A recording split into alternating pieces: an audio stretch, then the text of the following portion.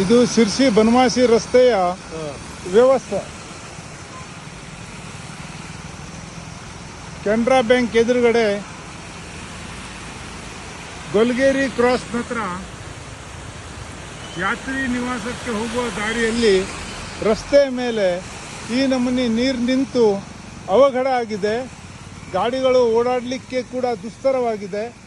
ಮನೆ ಒಳಗೆಲ್ಲ ನೀರು ನುಗ್ಗಿದೆ. ಮನೆ ಒಳಗೆ ನೋಡಬಹುದು ಈ ರೀತಿ ಪರಿಸ್ಥಿತಿ ಇದೆ.